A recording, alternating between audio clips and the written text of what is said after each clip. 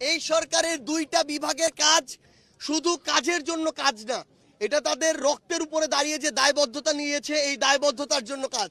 আইন বিভাগ, বিচার বিভাগ, এখানে স্বরাষ্ট্র মন্ত্রণালয়, স্বরাষ্ট্র উপদেষ্টা এবং এখানে আইন ও বিচার বিভাগের মন্ত্রণালয়, এখানে যিনি উপদেষ্টা রয়েছেন, এই দুইজন উপদেষ্টা তারা যদি এই খুনি হাসিনার দৃশ্যমান বিচার এই অন্তর্বর্তীকালীন সরকারের সময়ে করে না যেতে পারেন, তাহলে এই সরকারের সবচেয়ে বড় দায়বদ্ধতা এবং সবচেয়ে বড় লেজিটিমেসি তারা হারাবেন এবং সারা জীবন এটা তাদেরকে এই দায় বহন করে যেতে হবে।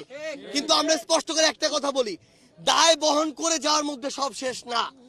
এই বিচার এই অন্তর্বর্তীকালীন সরকারের সময় করতে হবে এবং যে সময়টুকু এই সরকারের আছে, নির্বাচনের আগেই খুনি হাসিনাকে বাংলাদেশে নিয়ে এসে ফাঁসির মঞ্চে নিতে হবে। যতদিন না আমরা খুনি হাসিনাকে ওই ফাঁসির মঞ্চে না দেখছি, এই বাংলাদেশে কেউ যেন ভুল ক্রমেও ওই নির্বাচনের কথা না বলে।